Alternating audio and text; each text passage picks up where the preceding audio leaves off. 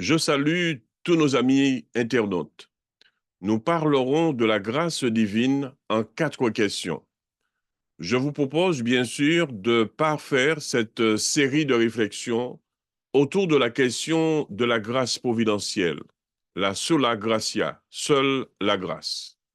La doctrine de la grâce, d'un point de vue théologique, relève de ce que les biblistes, les exégètes, nomment communément la sotériologie, partie bien sûr de la théologie concernant le salut et la rédemption par le Christ, dont les enjeux sont d'essence existentielle. Qu'est-ce que la grâce d'un point de vue néo-testamentaire? Nous avons un exemple du fait de la grâce dans la Constitution française à l'article 17, article qui nous parle de la grâce présidentielle. Cet exemple, a fortiori, nous permet de mieux saisir la grâce divine. Le texte d'Éphésiens, le chapitre 2, le verset 8, est très explicite sur la question de la grâce providentielle. C'est par la grâce que vous êtes sauvés par le moyen de la foi. Et cela ne vient pas de vous, c'est le don de Dieu. Donc, la grâce providentielle conduit inexorablement à l'idée de don, de gratuité, malgré le fait d'être non méritant. Nous sommes là en présence d'un geste altruiste, d'un geste sans a priori. En un mot, nous sommes en présence d'un acte d'amour divin à l'égard des humains. À la question, il y a-t-il une différence, voire une contradiction entre la loi, la foi et la grâce? Je dirais qu'il n'y a pas une différence de nature, mais une différence de degré. Nous sommes là dans un processus dialectique. La loi fut un pédagogue nécessaire pour nous conduire indubitablement vers la dispensation de la grâce par la foi au sacrifice expiatoire du Christ Jésus. Jean le baptiseur nous dit, voici l'agneau qui ôte le péché du monde. Jean 1, 29.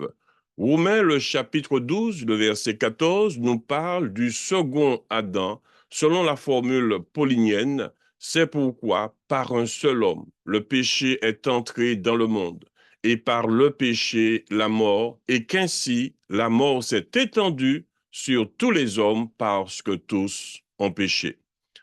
En ce qui concerne bien sûr la question qui sont les bénéficiaires de la grâce, Jean 3,16 résume excellemment toute la théologie chrétienne, car Dieu a tant aimé le monde qu'il a donné son Fils unique afin que quiconque croit en lui ne périsse point, mais qu'il ait la vie éternelle.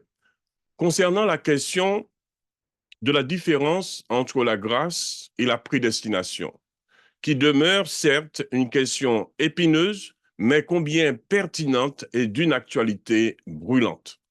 Personnellement, je conçois cette question à 2 niveaux. Premier niveau, d'un point de vue métaphysique.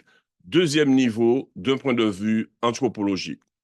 Premier niveau, d'un point de vue métaphysique, Dieu, dans son omniscience, connaît parfaitement ses élus. Jérémie, le chapitre 1, le verset 5, nous permet d'étayer cette assertion. Nous lisons, « Avant que je t'eusse formé dans le ventre de ta mère, je te connaissais. Et avant que tu fusses sorti de son sein, je t'avais consacré, je t'avais établi prophète des nations. » Deuxième niveau, d'un point de vue anthropologique, l'humain, étant limité dans le temps et dans l'espace, demeure libre de faire ou de ne pas faire le choix de la grâce divine. Le texte qui fait la synthèse, bien sûr, de ces 2 niveaux de compréhension se trouve dans Deutéronome, le chapitre 29, le verset 29. Les choses cachées sont à l'Éternel, notre Dieu, les choses révélées sont à nous et à nos enfants. En guise de conclusion, je dirai ce qui suit. La question de la grâce divine, question de nature sotériologique, qui concerne bien sûr le salut, nous permet de prendre conscience de ce geste d'amour de Dieu à l'égard des humains, non méritants que nous sommes. Ce processus dispensationaliste prit naissance dès l'aube de la création lorsque l'humain rata sa vocation première, la chute originelle.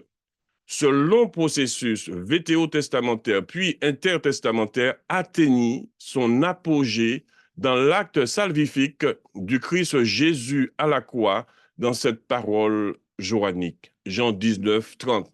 Tout est accompli.